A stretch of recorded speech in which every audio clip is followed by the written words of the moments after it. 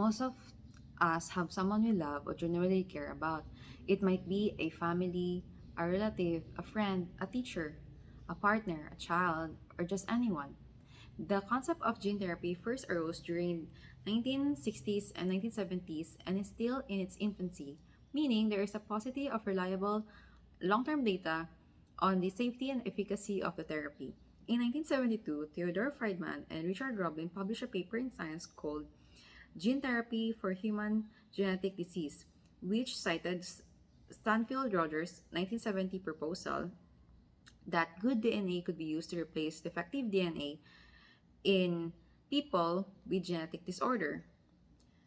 The first patient to be treated with gene therapy was a 4-year-old girl treated in NIH Clinical Center in 1990. She had a congenital disease called adenosine deaminase or ADA deficiency that severely affects the ability to fight infections and the immunity.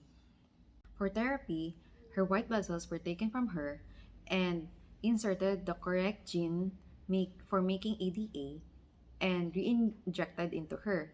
The process was performed by Dr. W. French Anderson from National Heart, Lung, and Blood Institute. In 1985, Anderson and colleague Michael Bliss started working together to demonstrate how cells from people with ADA deficiency could be modified by tissue culture. They used retrovirus as a vector to carry the uh, correct gene into the cells.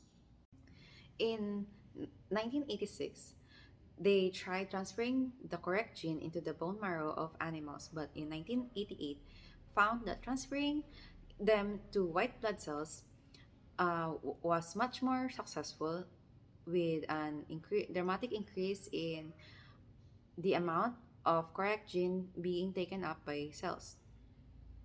In 1989, the researchers teamed up with Dr. Steven Rosenberg to test how safe and effective the gene therapy is to cancer patients. The researchers or the team cultured tumor infiltration lymphocyte cells or TIL cells uh, from patients or people with malignant melanoma. Viral vector was made that would carry a DNA marker into those cells, and these marked cells allowed researchers to see which TIL cells is most effective and also confirmed that engineered virus is safe to use in humans. In 1990, the 4-year-old girl and another 9-year-old girl with ADA deficiency were infused with their very own corrected genes over 2 years.